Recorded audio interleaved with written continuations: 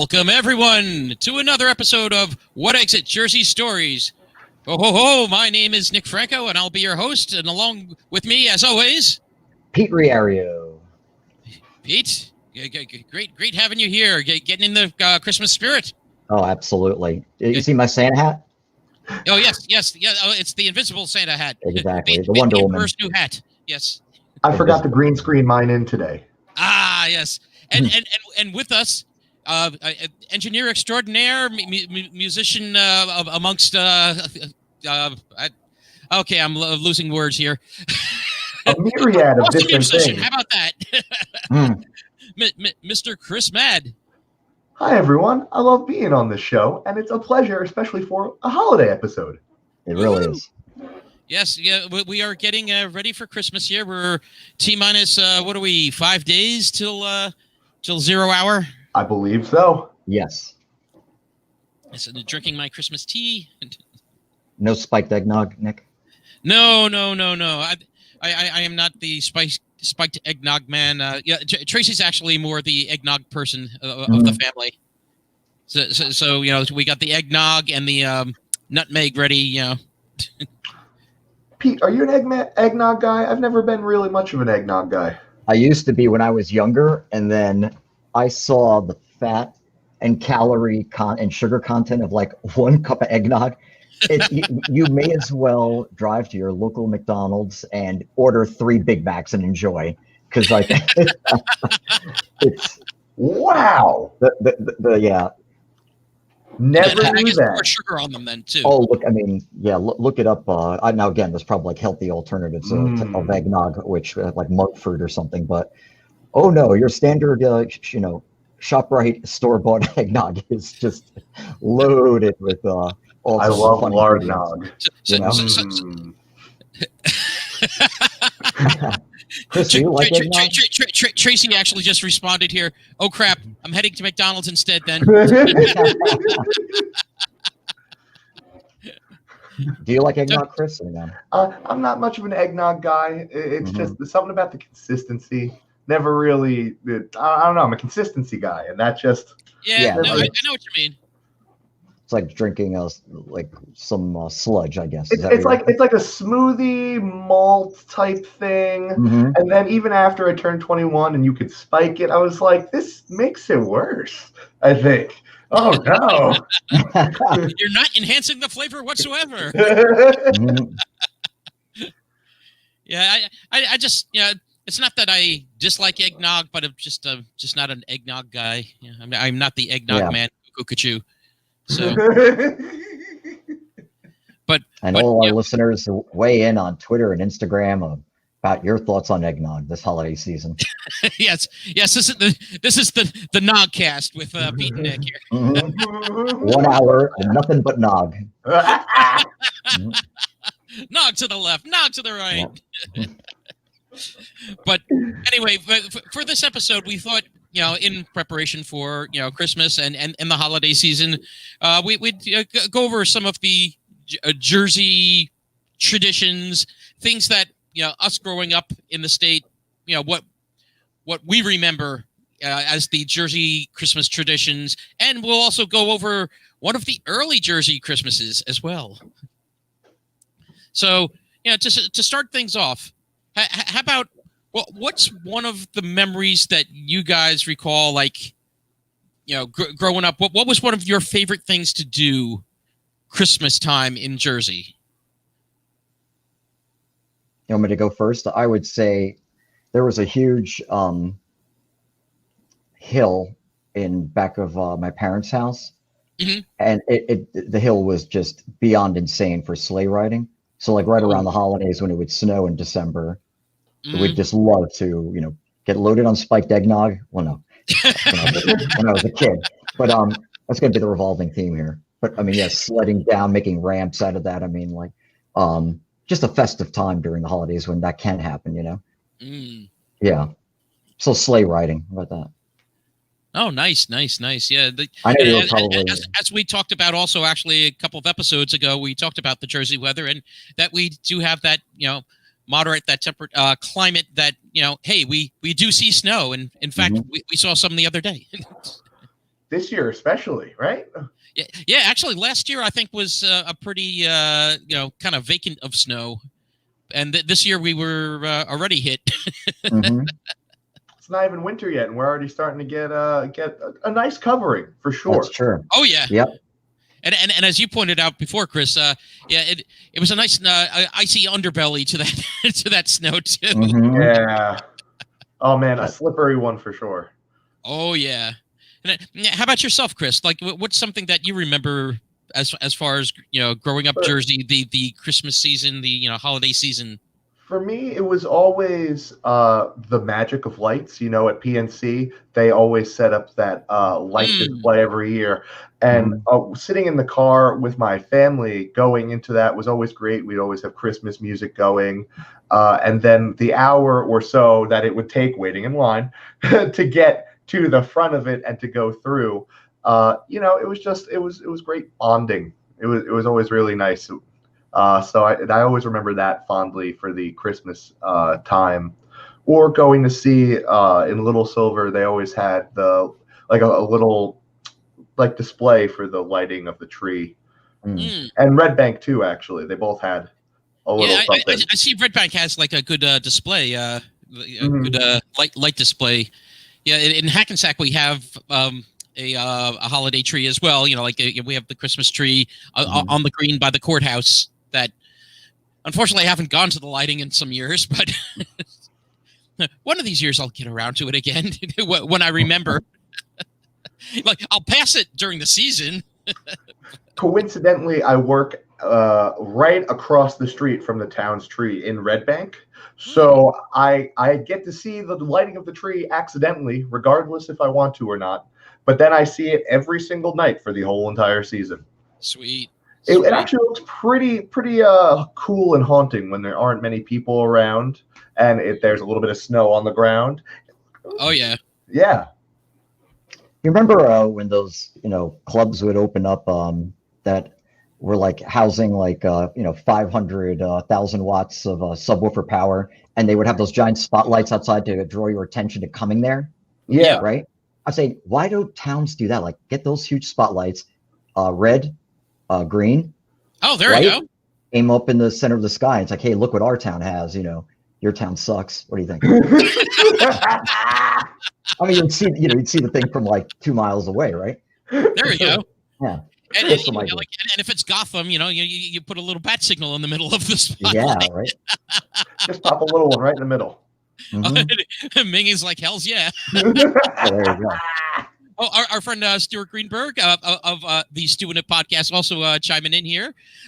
He wishes us a happy holidays, and also he's talking about the Fountains of Wayne, not the band, but I've never myself gone during the holidays to Fountains of Wayne, but I've heard about. They have a cool animatronic village setup where they have things like Santa's Pizzeria and Santa at the Jersey Shore and these strange animatronics Santa setups. That's an interesting one. Sounds like some of those Disney animatronics that gave us nightmares when we were kids, right? Exactly. Yeah, actually, our friend Tim O'Reilly also seconded that also on the Fountains of Wayne. He also remembers an early. For those that have been in the Hackensack area for many years, Packard's now the site of the Hackensack Target, but there was this awesome store, Packard's, that had everything. I think I've mentioned it more than one time on this podcast, but it had, besides being a grocery store, it also had a liquor store. It had a hot dog stand, had ice cream stand. It had a barber shop. It had paint and wallpaper supplies. It had an S&H Green Stamp Redemption Center.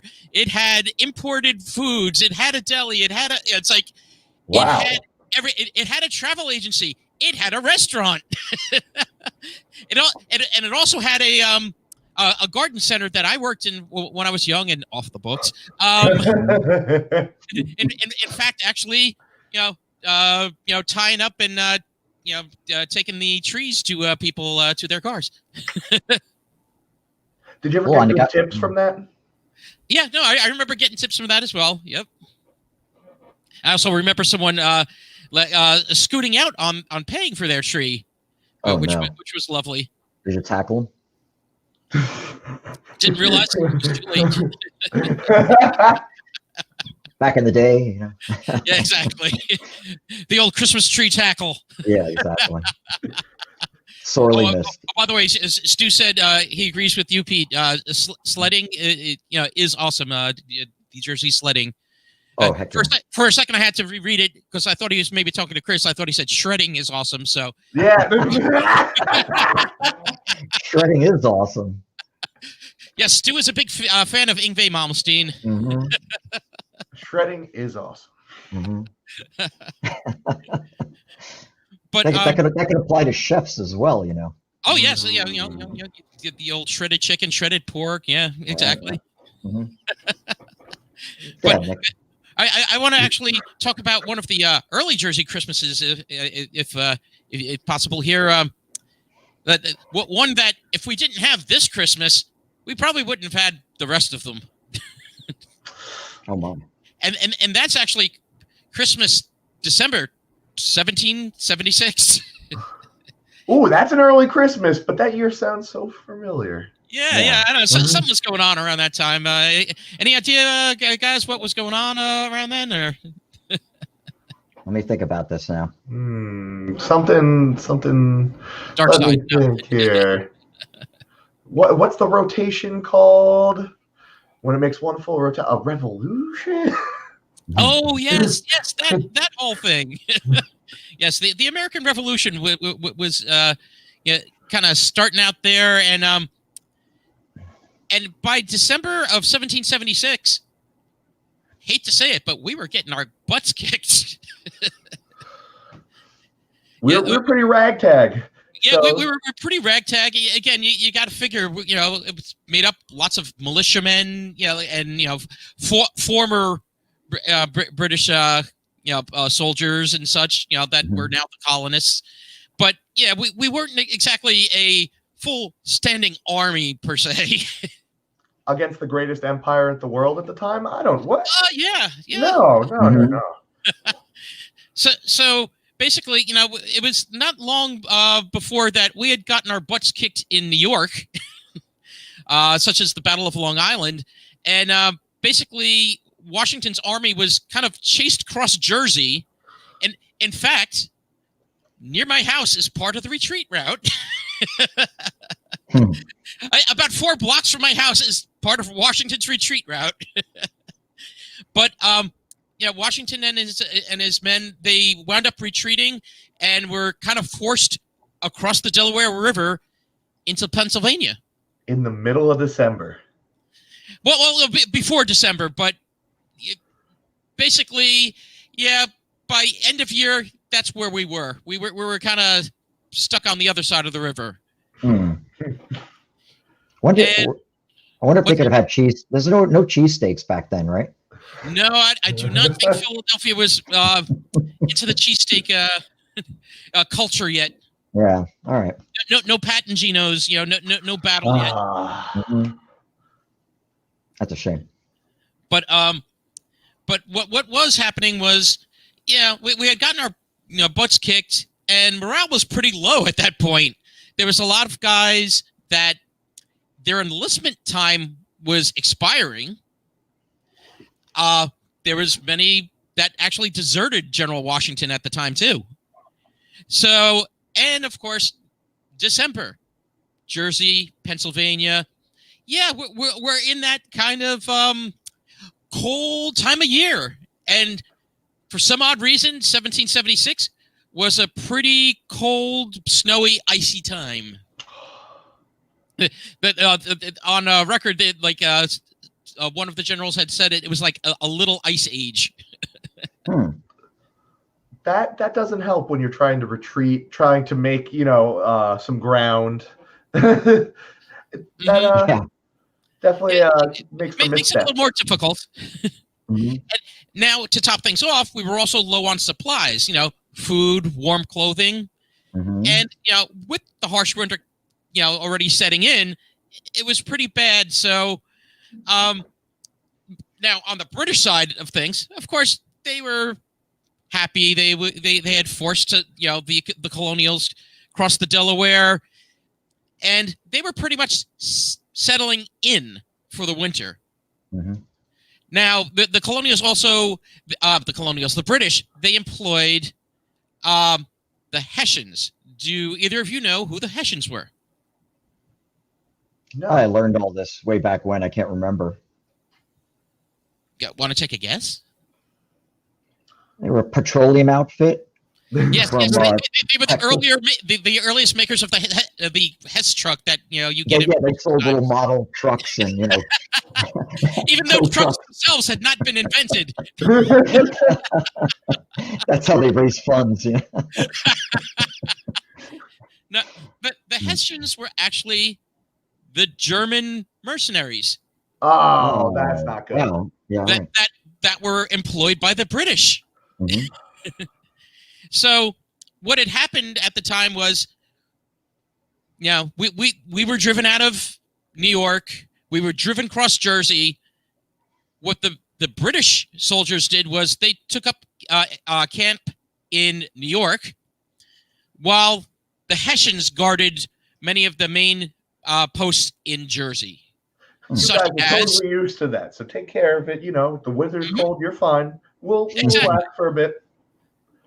So, the Hessian soldiers were the ones, in charge of outposts such as Trenton and some of the outlying areas. And basically, they were all kind of, regrouping, kind of resupplying themselves as well, and also strategizing for the next campaign, which probably would be once winter broke. Now, back to our side. We're over in Pennsylvania, and Washington and his group, they're about a few thousand guys. They were encamped at the home of William Keith. Now, it's not a few thousand guys in a house. The home of William Keith was actually 230 acres in Upper Bigfield Township, Bucks County, Pennsylvania. Very nice. Which is across the river from Trenton. Oh. Trenton, you say? Now, as I said, Washington had a few thousand men, of which, though, about half were probably wounded or sick also. So he was waiting for reinforcements. He was waiting for... There were a couple of other divisions that he had called in to regroup so they can make their next move. And those were led by General Horatio Gates and General Charles Lee. Yeah. Does anyone know General Charles Lee? That name sound familiar? That name sounds very familiar. Any relation to Robert E. Lee? Nope. Well, not that I'm aware of, I should say. I shouldn't say, but true. None that I'm aware of. But yeah, we got this place in Jersey right by the George Washington Bridge called Fort Lee. Mm-hmm. Yeah, is that like a whole place, right? Yeah. Well, that's named after General Charles Lee. And for more information on Charles Lee and the pretty scummy guy that he was, actually listen to the American Loser podcast on the Shared Universe Network as well. Great episode on Charles Lee. In fact, he was the hero of, I believe, Fort Sumter down South Carolina, when the true hero of Fort Sumter were the actual trees the fort were made of. Oh. The cannon fire was actually bouncing off. So, yeah, Lee had really nothing to yeah, the hardwood they imported to fortify it. Oh, by the way, our friend Christopher Hewitt, he is the friend of all Shared Universe podcasts. He says, Merry Christmas, guys. Merry Christmas to him, too. Yes. But anyway, so Washington is waiting for Gates and Lee and their divisions to meet back up, but it's going to take some time. So in the meantime, as I said, men are deserting. Some guys, their enlistment comes up. So now, his numbers are dwindling. But on December 19th, Washington gets this pamphlet. It's for vacations in Florida. No, it's a pretty famous pamphlet. It's called The American Crisis, written by Mr. Thomas Paine, who is the author of Common Sense. Yes. Do you guys know about this pamphlet? I know about Mr. Paine and his great writings. I'm pretty sure. Wasn't he in wasn't he in one of those video games? I don't know. I'm trying to remember. Was he in part of Castle Wolfenstein 3D or something? Mr. Paine. That's not right. But yeah, the pamphlet. It's pretty famous words. It, begins. These are the times that try men's souls. The summer soldier, the sunshine patriot, will in this crisis shrink from the service of his country, but he that stands it now deserves the love and thanks of man and women. Tyranny like hell is not easily conquered, yet we have this consolation with us, that the harder the conflict, the more glorious the triumph. Thomas Paine was quite the orator, quite the writer. Quite inspirational, if you know. Also, quite the rabble rouser. Yeah. Again, see the Thomas Paine episode of American Loser. Again, great guy, and that years after his death is claimed by more than one country. It's like, oh no, he's our hero. No, he's our hero. No, he's ours. Can't we all just share? It's a very interesting episode. But Thomas Paine, the timeshare person. Yes. Yeah. That's the best way to put it. Please, guys, there's enough Thomas Paine for all. Here, I have some pamphlets. Let me give you a 2-hour meeting about it. Have I told you about? Here's some free casino chips.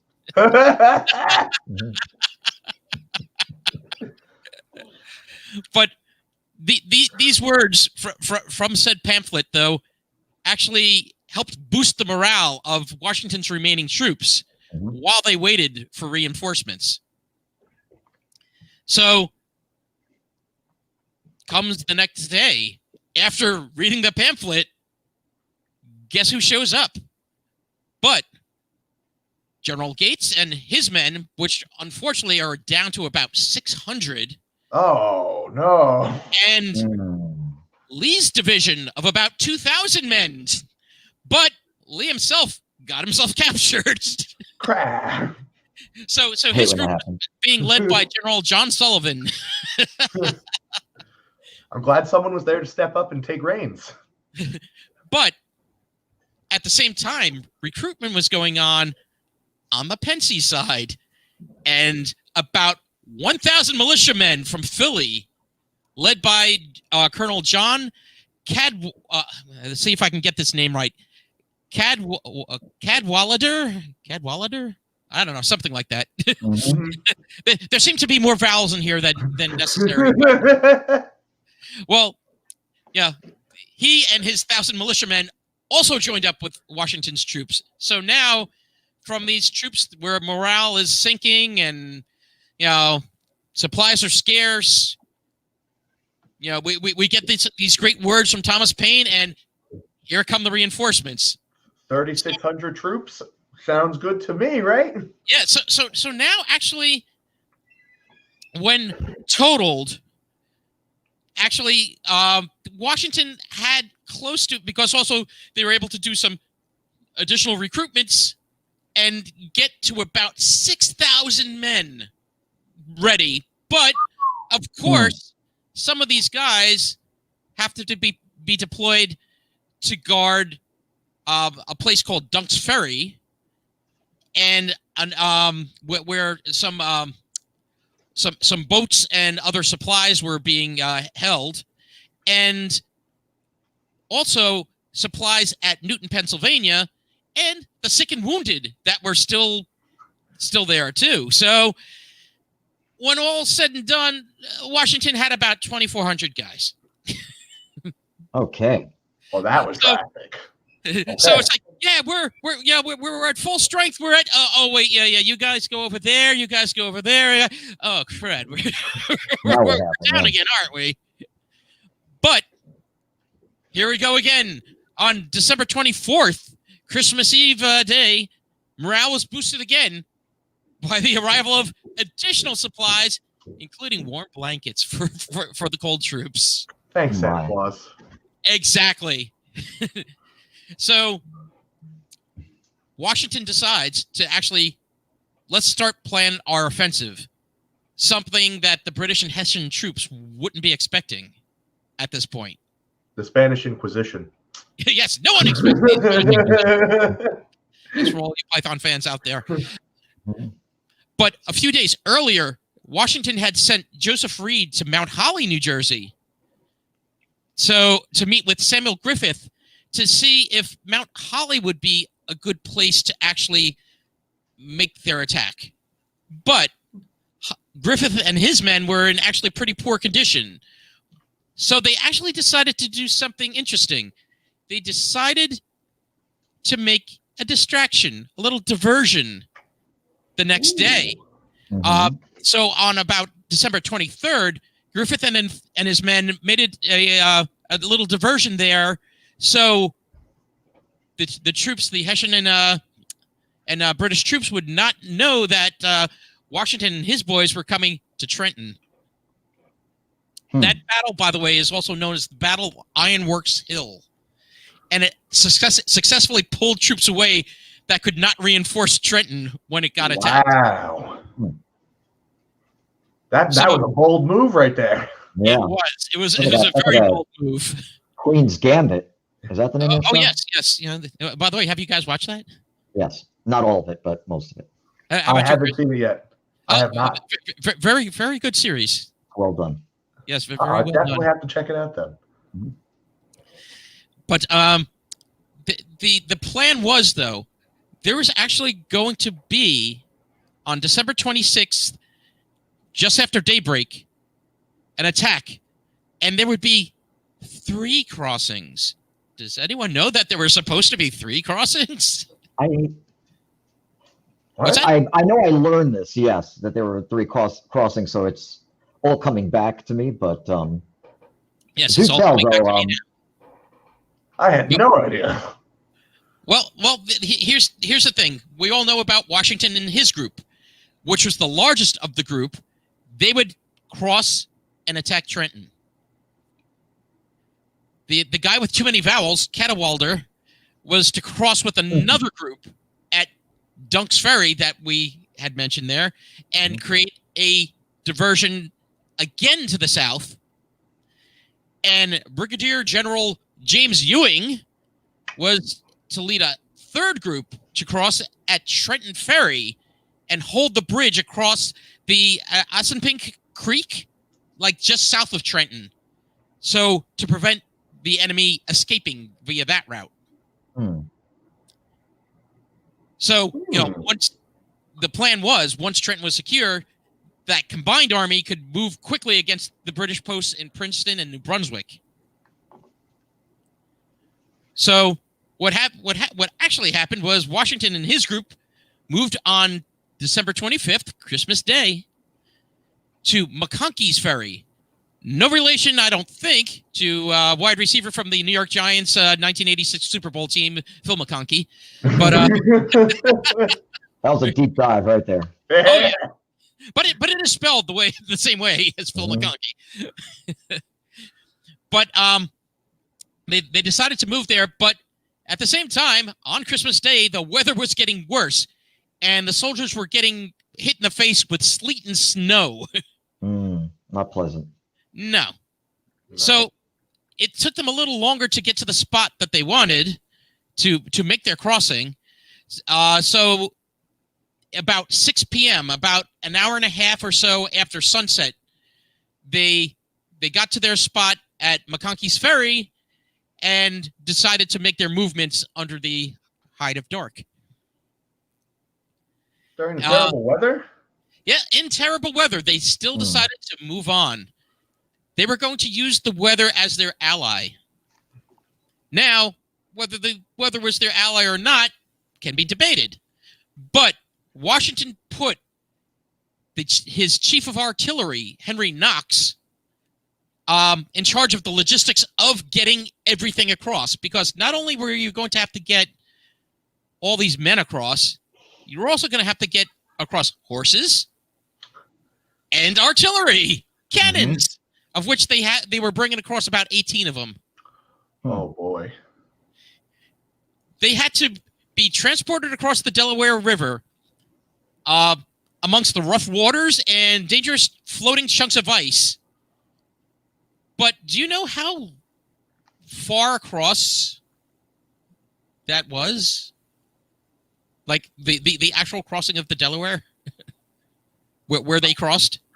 I hope it was only like 1.5 meters. I'm sure they wish. Because if they had some long jumpers, I'm sure they could. They would have been able to do this no problem. Horses, cannons. Well, yeah, I don't know about the cannon jump. Never saw that Olympic sport. But it was about 300 yards, which is not horrible. But when you're dealing with sleet, snow, and floating ice and raging water, it can be a bit of a deterrent. But with the help of Knox, he made sure that everyone in Washington's division there made it across without significant incident. There were a few soldiers that did fall in, but for the most part, they got across, unscathed. Very nice. Now, we did mention that there were supposed to be 3 crossings. Yeah. Yeah, the other 2 crossings, unfortunately, were impeded by ice jams on the river. Oh, man. So, it would only be Washington and his division making the attack. Oh, no. All the diversions are gone. Well, we did have that maneuver a couple of days earlier to pull some people away. But, yeah, we wouldn't have the other reinforcements going on. Yeah. So, let's go, back to the Hessian side of things. Did you guys know that among Washington's group there, the colonial army, there was a spy that actually brought word to the British that the colonials were going to try to make a move at some point soon. That word from the British got to the Hessians, and the man in charge of the Hessians at Trenton, Colonel Johann Rahl, got word and was told to be vigilant. Now, the time that he got this information, Washington was already making his crossing. Whoops. But here's the crazy thing. They still could have been prepared, but with typical bravado of the Hessian soldiers, Rahl dismissed the threat and actually even welcomed them. It's like, let them come. Why defense? We will go at them with bayonets. And what? The hubris. Yeah, just a little bit there. Wow. Now, the other thing that was the surprise was not only the growing storm that made the Hessians think that they're not going to make a move now, but the fact it was Christmas also kind of caught them off guard. So, on the morning, seems like a recurring theme for those Germans. Yeah, just a little bit. But on the morning of December 26th, as soon as the army was ready, Washington told it to split into 2 different columns, one under his command and one under command of General Greene, the second under General Sullivan. The Sullivan column is going to take River Road from Bear Tavern to Trenton, while Washington's column is going to follow Pennington Road, which was parallel, that was a few miles inland from the river. And that's how they were going to come around and hit the Hessians. So that morning, the attack was made, and only 3 Americans were killed and 6 wounded, while 22 Hessians were killed and 98 wounded. The Hessians soon gave up, as they were just not ready to battle. And the Americans wound up capturing about 1,000 Hessian soldiers. Wow. And key point, and their supplies. Merry Christmas, everyone. Yeah. Now, this battle, if we had not had this battle at Trenton,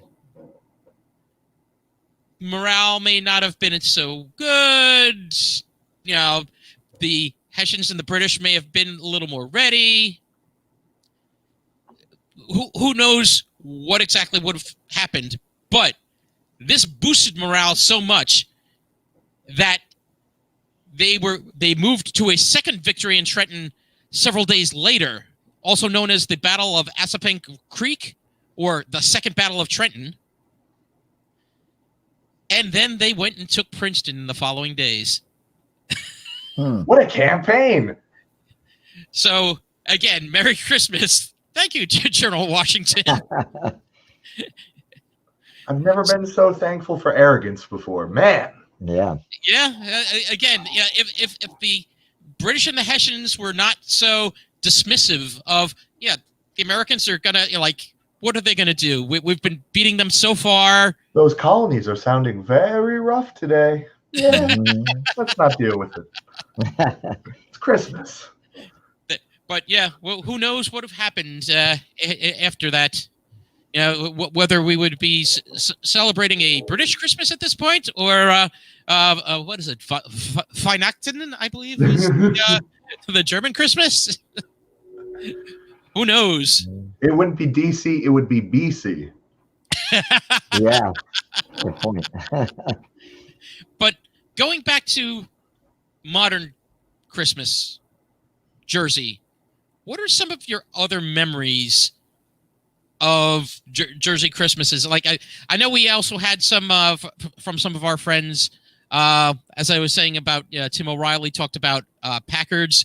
I mentioned the place, described it, but yeah, there was a Santa there at Packard's as well, and it was all decked out at Packard's with all the different areas that you could go, and lots of Christmas cheer to be had. And do you now? I don't know if you're familiar, Chris, but again, you're a bit of a youngster. Yeah. But Pete, do you remember the giant Santa at Garden State Plaza? Oh, absolutely, I do. And that was when Garden State Plaza was outside, right? Yep, it was when it was an outdoor mall, and basically, this Santa was so big, it was divided up into 20 different pieces, and it required cranes to put together. And what?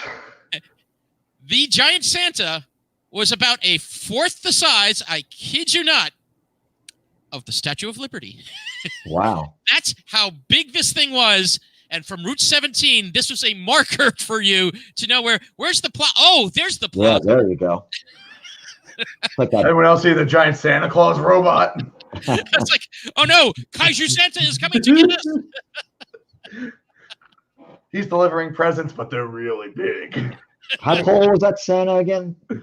A fourth the size of the Statue of Liberty. Yeah, I was just wondering, like, in terms of feet, how tall it was, but I can probably find that out. Footage, I didn't get. I was reading the article about the actual just what they were saying in scale. Right. How big it was. Just thinking about that, like the comparison, I was recently at the Statue of Liberty, I guess within the last year or so at this point. And that's ginormous. Yeah, it was pretty big. And like it was in the early 80s. Again, this was around the time that the plaza became an indoor mall. Giant Santa was taken away. But in 2018, was the return of Giant Santa to the Garden State Plaza, but it's a different Giant Santa. It's not the original, so it's not to the scale of the original one. Yes, he's not crushing vehicles, beneath his boots, causing pandemonium. A giant I heard someone's been naughty. Of course, now my mind is going to, I don't know if you guys are, I know you are, Pete, but Futurama. I don't know if you're a Futurama fan, Chris. Yeah. Robot Santa. Yes. It's like, you've all been naughty. But see, some of the other things that I remember about the area too is, well, I know one of the things in recent times we talked about Great Adventure, and Great Adventure has actually become they've done a bit of a Winter Wonderland thing there with lights. Ooh. And I have yet to visit that one, but I hear it's really cool. I've seen several news pieces on it, short pieces about that. The drive-through one, is that what you're talking about? Yep. Yeah, it's the drive-through. I think it's usually around where they do the safari, I think, right? Mm-hmm. So I believe you're correct on that. Yeah, so that's one of the other Christmas lights traditions that is I'm trying to remember when that started. I want to say it's within the last several years they started doing that one, Great Adventure. Right. Now, Pete, do you remember also when it comes to lights, Mawa, the Elvis impersonator? Now he was like showing up on the fire truck. Is that correct or no? Well, no, it was his house. Like, I don't know if he also showed up in a fire truck too, but because I swear I remember like one year where they had an Elvis impersonator on the fire truck. It was probably the same guy. Yeah, I bet. Because for a bit you did live in Mawa, so I did. Yep. Yeah, and but I believe in recent years he is I don't know if he cannot afford the electric bill or if he has moved or not, but yeah, the Christmas display there is not in not in effect. But there are some very cool places in Jersey to drive around and see the lights, and Tracy and I have made that a tradition each year to drive around and see the lights. We were doing some of that last night. That is definitely one of the recurring traditions that I have, driving around a few of the neighborhoods. Just it seems like a lot of people really do some crazy displays on their lawn. Oh, it's amazing, some of the displays.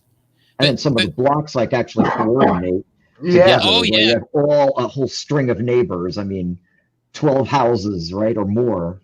That are definitely. Well, I remember my cousin Dave.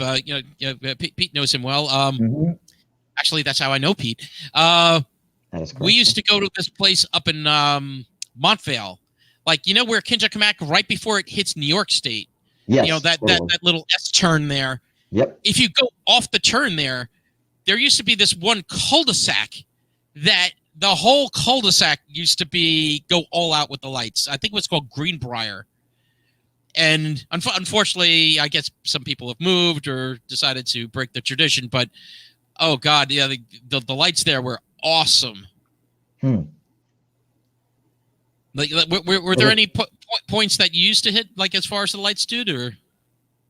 I know Morristown had a pretty decent light display, but I think you're talking more residential areas. Oh, well, no, either one, residential or towns that went all out. Ridgewood was another one, East Ridgewood Avenue, very festive during the holiday season. It's these smaller quaint towns, not that Ridgewood and Morristown. I wouldn't exactly call them small, but right. No, mid-size or more. Yeah, but actually, which town also did a pretty good.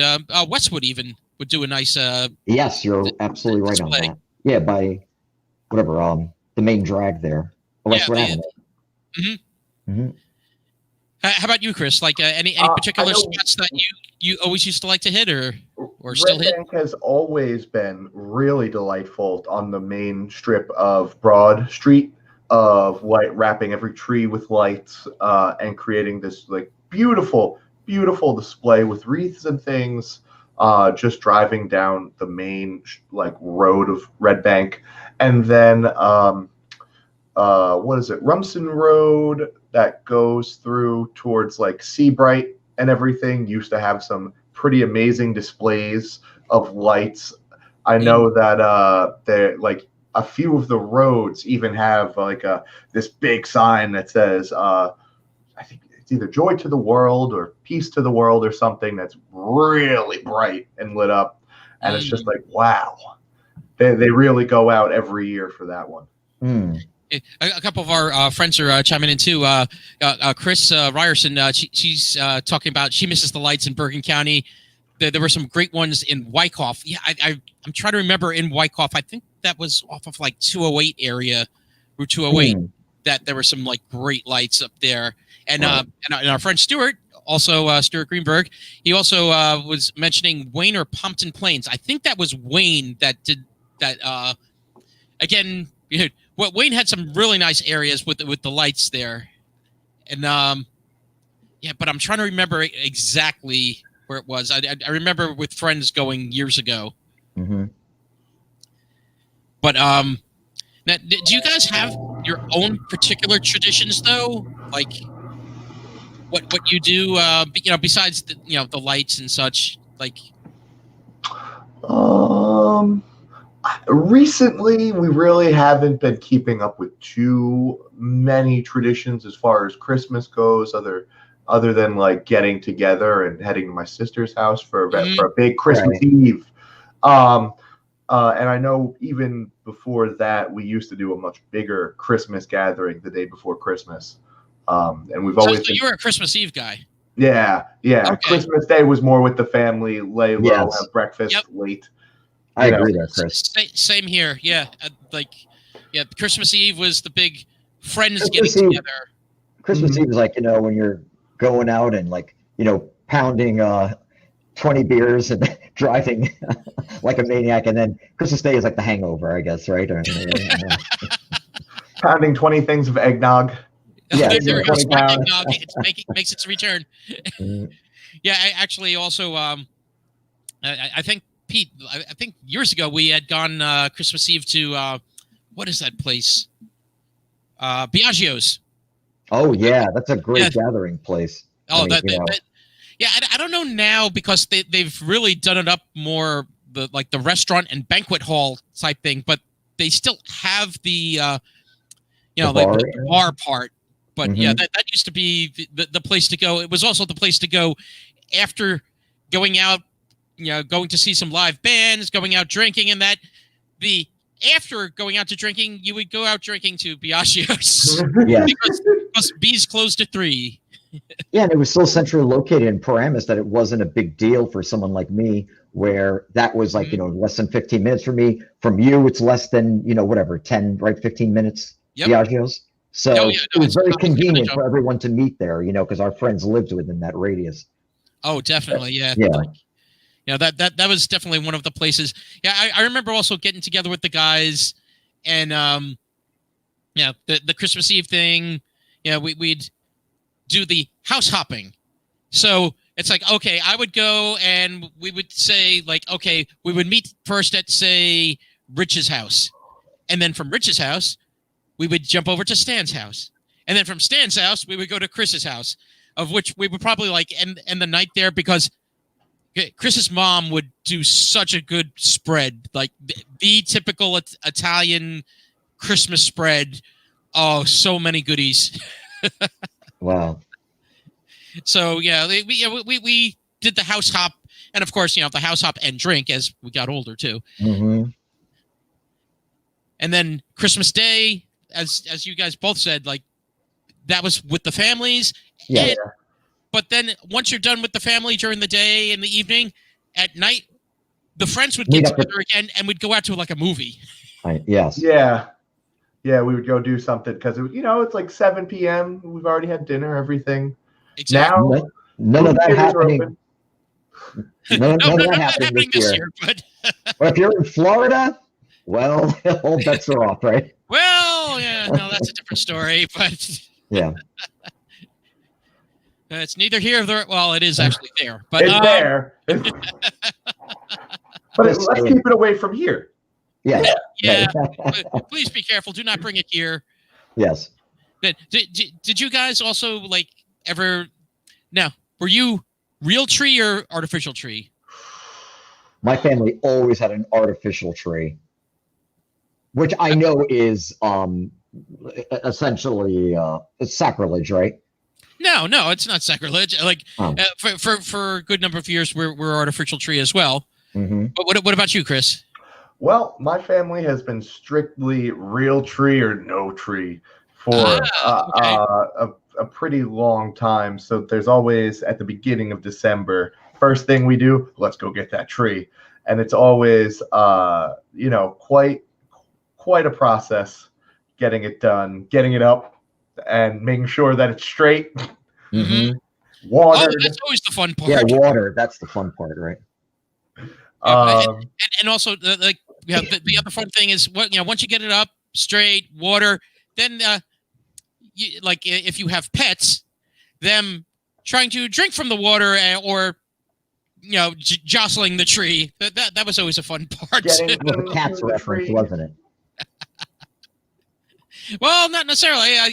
I grew up actually having beagles, so. Oh, there you go. My dog would always try to drink the water. Yep. No, come on, man. Come on, you guys go go for for the spice. I go for the pine scent. Come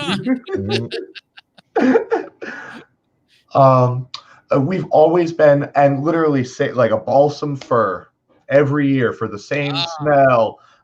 This year is the only year that we went late. We decided we were, things have been really wacky. So we were like, let's try and get a tree. I went there to like Lowe's and Home Depot and stuff. There were only like 15 trees at each of these places, all smaller than me, and I'm 6'3". Whoa. Usually we get like an 8-foot tree, and I was like, I can put the star on twice on this one. Oh no! You too can be the bumble, The tree we wound up getting isn't even doesn't fit the base. The wow! No. So you have to pad it in there to. It has a shim. We have to have a shim. Christmas tree and a decorated piece of plywood. Nice. nice. Nice. But yeah, I remember we always used to go to the same place to get our real tree growing up, though. Derrick Holes in Norwood. Oh, they're going to say Harrow's. Oh no! I remember Harrow's. That was right next to Garden State Plaza. Yeah, they went out how many years ago? I think. Oh because yeah, they had come back, but I think they went out again. Right. Yeah, they had white Christmas trees there. I remember, which was really glaring, but they were seasonal, right? So it'd be like after the Christmas season, what did they sell in the summer? Nick, pools, right? Pool supplies. Yeah, they were pool supplies and then above ground pools. Yep. Mm-hmm. But it's like I remember though doing the yearly jaunt to Dirkleys in Norwood and getting our real tree because they were friends of the family for many years. Oh, nice. And so we would get our thing, and the strange thing is we would get a wreath, even though when I was young I was also a Boy Scout, and we used to do the selling of the wreaths and the grave blankets outside of Holy Trinity Church. Oh wow. So I remember many a cold December morning. Oh boy, selling those out in the parking lot, setting up the wreaths and the grave blankets, and it's like, yeah, can we help you? Mm-hmm. But that's what hot chocolate was there for. That's all about. Boy, now you got me craving hot chocolate. I'm going to have some. Do both of you with marshmallows or no marshmallows? I'm either, but also another thing I like, actually putting some whipped cream on it. Whipped cream, yes. Yeah, ready whipped. Ooh. Yeah. Marshmallows or non-marshmallows is no deal breaker for me. Hot chocolate is delicious either way. Sometimes I get a little exotic and I add a pinch of cinnamon. Very nice. Mm-hmm. Something that's good for you too. Ooh, I never knew that. And of course, no Christmas in Jersey is not complete without. I know, Pete, you talk about the one song that gets played a million times a year now. Like Mariah Carey's "All I Want for Christmas Is You." But what's the song that we hear all the time in Jersey around Christmas? Is it the Bruce Springsteen song? Oh, yes, it is. Santa Claus is coming to town. Oh, man. I was thinking Dominic the Donkey, but I... That's a close second. Yeah, that would probably be the second place. But yeah, Bruce Springsteen, Santa Claus is coming to town is the... Oh, yeah, it's the season out this way. Yeah. When Bruce is like either straining to I don't know when they recorded him. Was he constipated at the time? Santa Claus is coming. Yeah, he's really giving it his all. He didn't have any throat coat, so he just he did not have throat coat, nor did he have any spiked eggnog. That brings back memories. Throat coat. Now, Pete, do you have a game for us to end things here today? Yeah, I do. I think this one's pretty fun, actually. So okay. I want to play a non-fun game to end the year. Then. What other way to go out in 2020? Okay, it's a Mensa quiz, so it'll be a lot of fun. The isosceles triangle has... Here we go. So it's a holiday-themed game, right? 10 questions. Now, I made 5 of them New Jersey-based, and then another 5 I just did general, but all 10 are complete winners. So now, let's go right to number 1. Start at the top. No countdown here. No Casey countdown. What year was the last White Christmas in New Jersey? Now, keep in mind, here's the criteria. It is considered to be 1 inch or more of snow on the ground on the morning of Christmas Day. That's the criteria for a White Christmas. For White Christmas. And widespread in New Jersey. In other words, not like limited to right. Not just like say like Northwest. Yeah, like Vernon, New Jersey, or something. Regularly. Yeah, our friend Mike Silk is wishing us a happy holidays, and he's chiming in to say 2018. Yeah, I think it was semi-recent. I'm going to say 2017. I don't know. That's what I'm going to try. I was thinking more of like 2004, something earlier, actually. Yeah. So you think it's been a while since we've had a White Christmas? Yeah, I feel like it has. Now, the person who is the closest to the correct answer is Chris. The answer is 2009. Oh, now, 2009. Okay. Here's the thing. Yes, it did snow in 2018, but in order to fulfill the criteria, and I don't know who's setting this criteria of White Christmas. I think it's like the Meteorologist Association of New Jersey. By the way, I'm completely making that up. Anyway, this is what, according to my sources on Wikipedia, which is reliable. So that was in 2009. There was a storm that dumped nearly 2 feet of snow in southern New Jersey, 10 inches or more in central and northern New Jersey, and that was 5 days before Christmas. So when Christmas arrived that year, the ground was still covered with anywhere between 3 to 14 inches of snow. I did read about, the one you mentioned in 2018. And I think, again, it didn't meet that the Bing Crosby White Christmas criteria about 1 inch or more. I know we got whacked in 2014, but I don't think it was at Christmas time. I think it was later in the winter season that we just got hammered afterwards. Yeah. Right. Okay. Here we go. Question number 2. Oh, by the way, Paige actually something. Commented, happy holidays and Merry Christmas, guys. Merry Christmas, Paige. Happy holidays. So the website House Method, shout out to that URL, had a Christmas movie, not a contest per se, but a poll. And they asked their readers to name it specifically. What they did was they asked all 50 states to chime in what was their favorite Christmas movie. Now, in the entries from the state of New Jersey, what came in at number 1 from participants in this poll? About New Jersey's favorite Christmas movie. Okay, New Jersey's favorite Christmas movie. This was a recent poll, by the way. Not just though. Okay, just to clarify, not just poll of Christmas movies based in Jersey, but just what people in Jersey movies watch for Christmas. Correct. Right. Okay, got it. All right. A Christmas Story. I'm going to agree with Chris. The answer is A Christmas Story. Both of you gentlemen are right.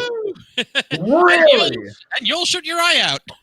Now, if you go to your front porch, you will see there are gifts aplenty for guessing the correct answer. I had this arranged many hours ago. All right. Uh-oh. If the gifts are not there, then you have been plundered by porch pirates. There we go. All right. Forging ahead. The movie, The Family Stone, it's about a Christmas gathering of the title family, and it's led by Diane Keaton. Okay, it's not led by Sly in the Family Stone, right? True or false? True or false? Two things. Okay. The Stones. That's the name of the family. Okay. The home exterior. Stones, for slang. Very good, Nick. The home exterior is located in Connecticut. Okay. Now, the actual town scenes were filmed in Madison, New Jersey. True or false? Ooh. Madison. Madison, New Jersey, home to Drew University, if I'm not mistaken. Yeah. I'll agree. I'll say true. What do you think, Chris? I'm trying to think of the scenery of Madison, New Jersey, though. Is it enough for I'm going to go with no. Okay. Well, the winner in this contest is Nick Franco with the correct answer that Madison, New Jersey was the filming location.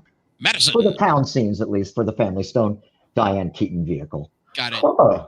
All right, here we go. Rockefeller Center, the Christmas tree that you now need a ticket to go see. What? Really? Yes. Oh, and apparently it's like a timed entry ticket I've heard people saying it's not really worth it. You can get just as good of a view of the tree. I thought you were going to say it's a timeshare as well. Yeah, it is. If you want to stay in the tree with the owl that was found. Right. So here we go. Now, when was the last time a tree from New Jersey appeared in the center of Rockefeller Center and was the Rockefeller Center Christmas tree? What year? 2016. Bonus points for guessing the height and guessing the type of tree. I'll go with the type of tree. It's been the same for like the last 20 years. So I'm going to say it's only been a couple of years. I want to say it might have been what is it, last year? Mm-hmm. That it came from New Jersey, right? That it came from Jersey. Mm-hmm. I thought it was 2016 or 17. 2016 probably. It's going to be my guess. Okay.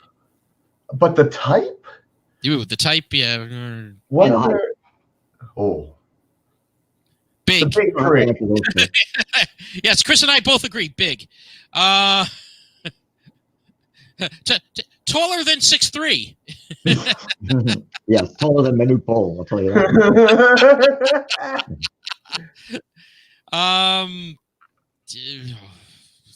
Douglas fir. I don't know. Anyway. Yeah. So what are the years? That's the important part. The years. Oh, he said 2019. I said 2016.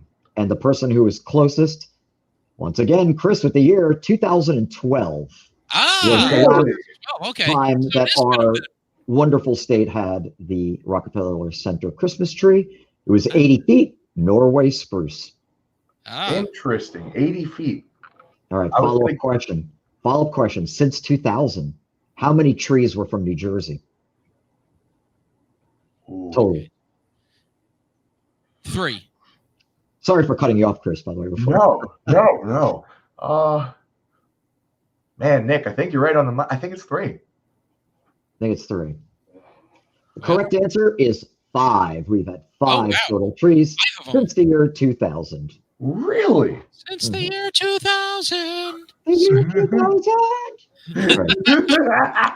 Someone dim the lights. Grab a flashlight. that was pitchy, dog. All right. Here we go. Plowing right on. We just got a couple more. Which country started the tradition of putting up a Christmas tree? Germany. What do you think, Chris? Oh man, the country that started that. I'm gonna go with Italy. The correct answer was from Nick Franco, Germany. Really? Yeah. That's a Weihnachten. I'm trying to remember the word for tree. And please, no follow-up questions about the history and why and how did that happen? Because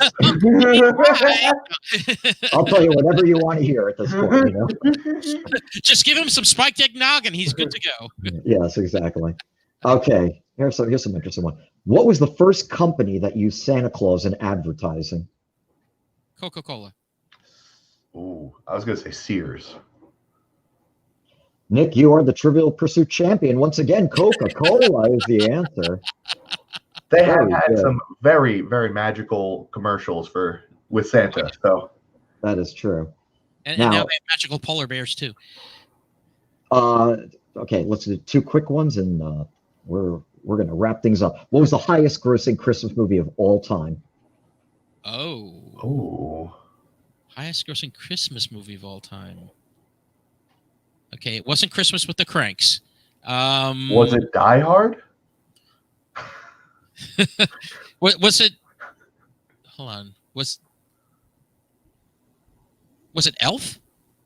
No. Strangely enough. That's a good guess, Nick. But what's the one with Tim Allen? The Santa Claus? Yeah, that sounds about right. Well, both of you are going to be pretty much knocking your head against the wall when you hear this answer. The biggest grossing Christmas movie of all time is Home Alone, actually. Yes. Once again, no follow-up questions for what was the box office because I'm just going to make up shit. 485 million. I don't know. Anyone who wants to weigh in and know the gross, please. Well, put your comments. All right, last one. The best-selling Christmas single of all time is. Best-selling. And I wonder how they gauge this, right? Is it like by SoundScan or Nielsen? I don't know. I know at this point the most overplayed song is "All I Want Is for Christmas Is You" by Mariah Carey. So I don't know whether that's the highest gross. The highest grossing. You said. The best-selling Christmas single of all time. We're gonna go with the one by Wham. Last Christmas. That's a good one. I'm gonna actually go with even though. Again, the recent thing with the overplaying of the Mariah one, I'm going to say it's White Christmas. So the correct answer, Nick, is "Father Christmas, Give Me Your Money" by the Ramones is actually the best one. What? Yeah, I was kidding. It is White Christmas. Bing Crosby. I know. By the way, that was the Kinks. Oh, it was the Kinks. Sorry. Right now, a collective sigh came out from all the people listening to us in the UK, like the Kinks. What's your problem? Now it's due to Irish. Yeah, they're very mad at me. Oh, by the way, Stuart corrected me. Tannenbaum. Yeah, for the Tannenbaum, yes. Yes. That song, "Oh Tannenbaum," right? Yeah. Yes, and if you remember the old Saturday Night Live with when Frank Zappa was on years ago, when with the Killer Christmas Trees, where Gilda Radner singing "Oh Killer Tree, Oh Killer." Yeah. He was banned from SNL after that episode. That's true. I didn't know that. Yeah. Oh. He was they consider him one of the worst guests they've ever had because he was hostile and combative apparently with everyone. I can't see Frank Zappa being hostile and combative. I know, right? Again, yeah. I love a lot of his music, but yeah, he was stubborn to say the least. A bit out there, right? Yeah. A bit. But watch out where the Huskies go, and don't you eat that yellow snow. Very nice. Was that the last question, Pete? What's that? Oh, that was it. That was the last question. That was the last question. Oh, yeah. Great. Woo! So everybody's a winner. Woo! Everybody wins. Well, I just wanted to thank everyone that has tuned in to to our show this year. That we started back in was it April? I think. Yeah, about right. Yep. think it was April. And we look forward to 2021, not just as a as a podcast, but we also look forward to 2021 as a year at this point. Yeah, let's try to get let's try to get a good vibe going in 2021. Exactly. Yeah. Again, I'm asking the universe that. Please, universe, please listen to me. But again, I want to thank everyone. I want to also thank a lot of, I want to thank Chris. I want to thank Christian. I want to thank Bane, who also shows up at some of our shows. I want to thank you, Bane. Ming himself, Mike, the Shared Universe Podcast Network. Please listen to a lot of the great shows, such as Ghosted with Chris and Paige, American Loser with KP Burke, Champs World, Mike Silk. Let's see, what are some of the Stu in It with Stuart Greenberg? Yes. What are some of the other? Point Blank Podcast with John Ross, Mo, and Sully. John Ross. Mm-hmm. Hang on to your shorts, guys. Get a chance to what's that, Chris? The Hang On to Your Shorts, guys. All the film festivals. Hang On to Your Shorts, guys. Yes. A Game, Rob Campa. Yes. Yeah. What you call? Yeah, CJ Cullen. Cullen on Film. The many the podcasts. List goes on. Yeah, and if you want to start your own podcast for the new year or to end this year, let's live. End this year on a bang and start your own podcast. Please contact A Shared Universe at ashareduniverse.com. Give them a shout, and they will get you going before you even know it. Send us an email. Honestly, and I can tell you from personal experience, anyone can make a podcast. You think it's difficult to talk for an hour? You're lying to yourself, because once you get into the flow, it comes out like that. Definitely. Exactly. So please come join us, because we'd love to listen. And I just want to thank everyone out there. Thank our friends. Again, this has been a tough year. We've lost a lot of people. Things have changed. It's just been crazy, and I look forward to a much happier 2021. Things are already starting to get a little better. Actually, I don't know if you saw, Pete, our friend Karen, who's one of the frontline workers. She's a nurse. Yes.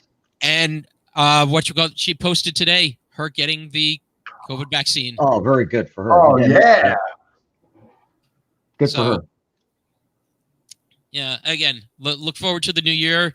And we will be back once the year is gone, because I'm sure for next weekend is going to be a bit... a bit hectic. Will be of a doozy. A little bit. We shall return in the new year. And Stu said, "You guys rock." Stu, you are the guy that rock.